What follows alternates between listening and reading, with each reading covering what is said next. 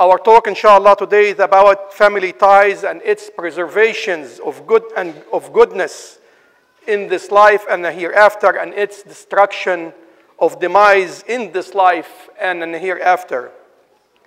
Family members are described in Arabic language by the word rahim, from ar-Rahman, which is derived from mercy, which is a bounty that we all seek from the merciful, the most beneficent, Allah subhanahu wa ta'ala. Allah, the most kind, derived the name of this family ties from one of his names and tied it, upholding it to upholding bond with him, the most generous. Allah subhanahu wa ta'ala tied how people react and connect with their family and their bond with their family and blood relative with the bond of Allah, to the bond to Allah subhanahu wa ta'ala. Imam Abu Dawood and At-Tirmidhi narrated on the authority of Abdurrahman ibn Auf, may God be pleased with him, that he said, I heard the Prophet Muhammad, peace be upon him, saying, Allah the Almighty said, Allah the Almighty said, I am Allah, I am God, I am the merciful. I did create ar-Rahim, the family blood ties, kith and kin, and derived its name from my name. Whoever maintain it, I maintain my ties to him, and whoever sever it, I will sever my tie to him. Maintaining family ties, affection, and love among blood relatives leads to mercy and compassion among people, and upholding and glorifying its value is a reason to harvest and earn the mercy of the most merciful Allah subhanahu wa ta'ala. Allah confirm and glorify the right of blood relatives in Surah An-Nisa, as Allah subhanahu wa ta'ala said, be mindful of Allah, in whom you demand your mutual right. Be mindful of Allah, in His name you demand your mutual right of one another, and do not cut the relationship of the womb, the relationship of blood relatives, kith and kin, kinship. Surely Allah is ever an all-watcher over you. Allah subhanahu wa ta'ala mentioned this relationship and maintaining blood relationship and affirm the fact that Allah subhanahu wa ta'ala overwatching all of us. Allah is saying, be mindful of what He ordained and what He forbid regarding the right of blood relatives, which is more personal and more deserving of a human right that you maintain and uphold as Allah subhanahu wa ta'ala commanded. Be careful of what Allah forbids of severing ties as you deal with one another, bearing in mind the right of Allah over His servant and the right of blood relatives over one another's, as Allah subhanahu wa ta'ala joined again this relationship to bring to the heart compassion, harmony, and hopefully action and support. Dear brothers and sisters, the means of maintaining family ties among blood relatives comes to life by visiting, inquiring about challenging issue, visiting the sick, assisting the needy with money, or when the breadwinner is absent, supporting the orphans among them, and all what's counted of good conduct and the best of care without expecting anything in return. You do all the deeds, you do all what Allah commanded with no expectation of earthly returns. The returns only comes from the Almighty Allah.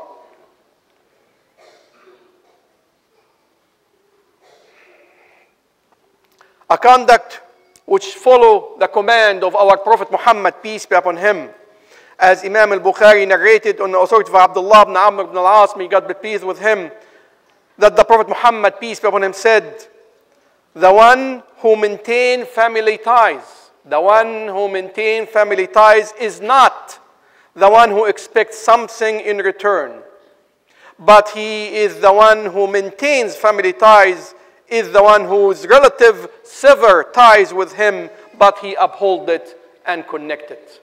Let me read the hadith again.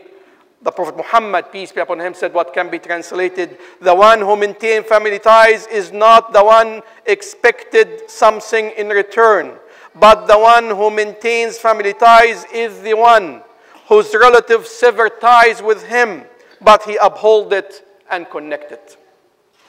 He who maintains blood relationship equal to what he receives or deny is not maintaining blood relationship. He who is just giving what he gets, this is not the one who maintains kinship and blood relationship.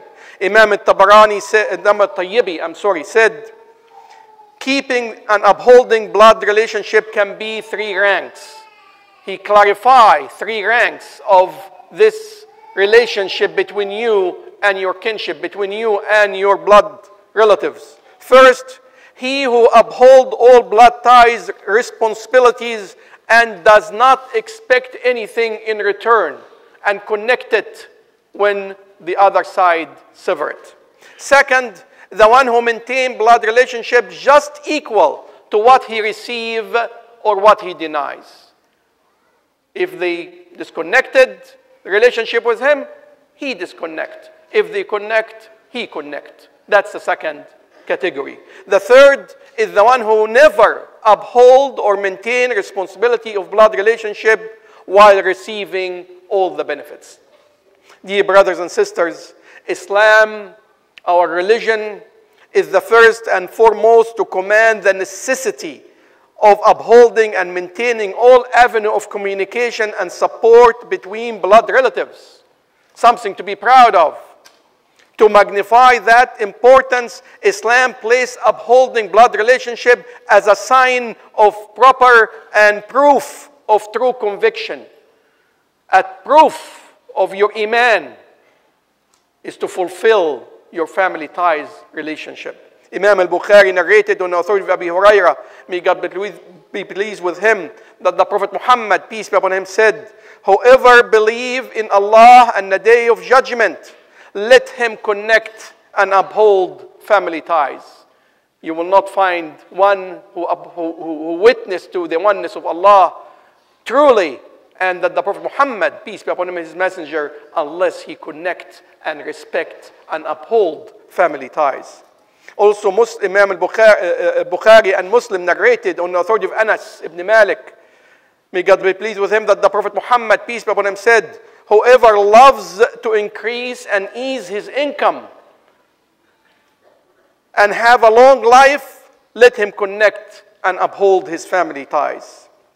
In another narration by Imam al-Tirmidhi, the Prophet Muhammad, peace be upon him, said, seek to know your blood relatives. Seek to know your blood relatives, those who connected to you in family ties, to connect and uphold their rights, and as upholding family ties is love among relatives, increase and blessing of income, and adding to your lifespan. And in the end, upholding family ties is the way to heaven and eternal blessing, as it was clarified in the guidance of the Prophet Muhammad, peace be upon him, in many other ahadith.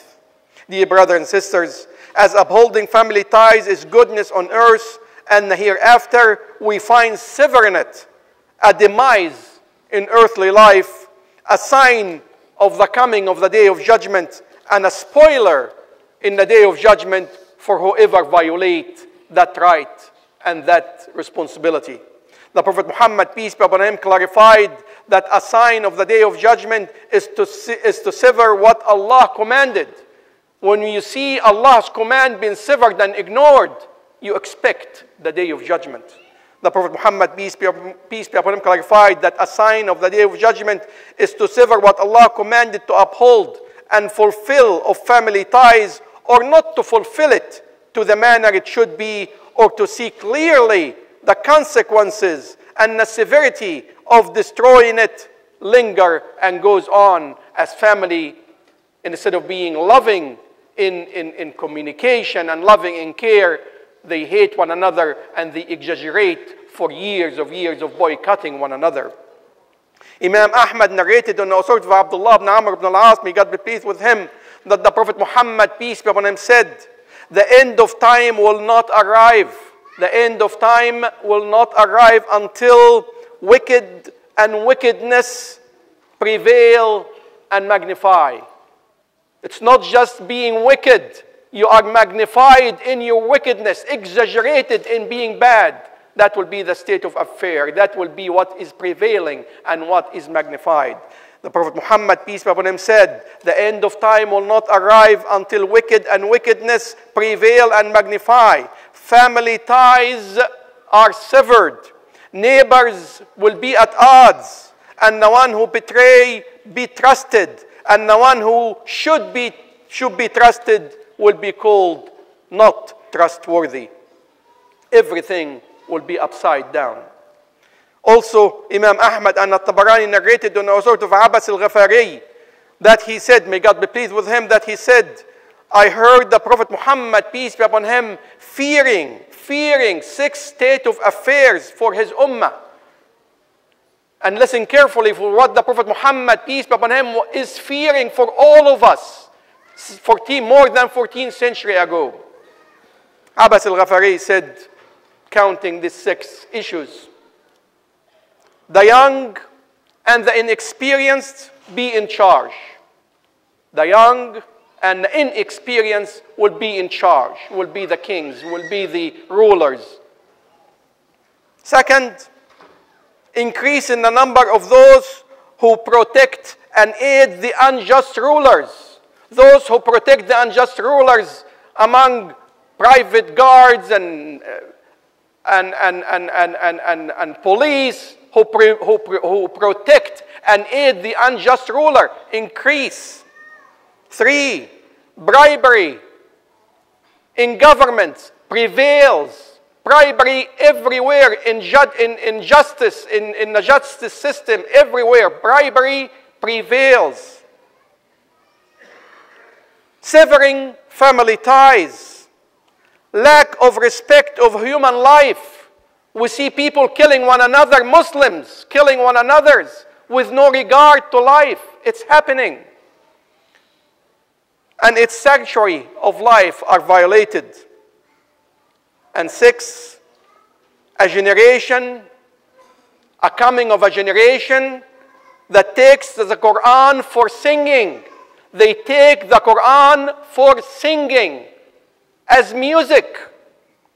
They put forward a man which is not the most knowledgeable or the most honorable among them, but he satisfied them with chanting of the Quran.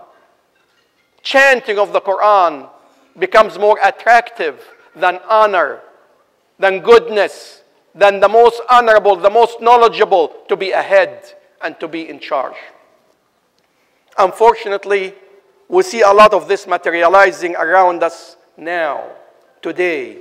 So let us all prepare for the inevitable day, standing before our Creator by following His command and His guidance. Let us connect with our relatives and leave behind any arguments and separation or blaming one another.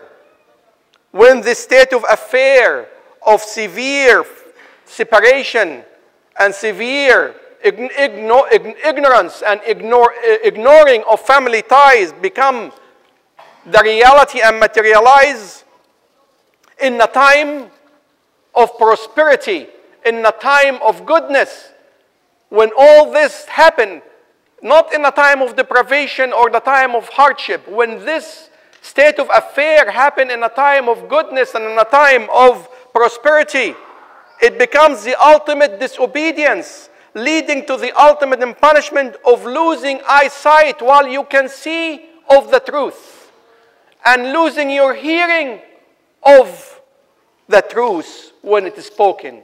Truth will be spoken, you will not hear it. Truth will be happening in front of you, you will not see it. This is the ultimate punishment for those who ignore the command of Allah subhanahu wa ta'ala. Allah subhanahu wa ta'ala said in a clear verse in Surah Muhammad, verse 22 and 23, Allah subhanahu wa ta'ala said what can be translated. Then is it to be expected of you, all of us, then is it to be expected of you, if you were put in the authority, that you will do mischief in the land and break your ties of kith and kin, break your family ties? Such are the men whom Allah has cursed. Such are the men who Allah has cursed, for He has made them deaf and blind their sights. Deafness and blindness, not physical, but deafness and blinding of the heart, deafness and blindness from seeing the truth. Let anyone who find himself severing or not connecting with his family recalculate his thoughts, recalculate his situation, recalculate his stand, and follow the command of Allah and His Messenger, establishing and upholding all family ties for the love of Allah and seeking to be saved in this life and in the hereafter.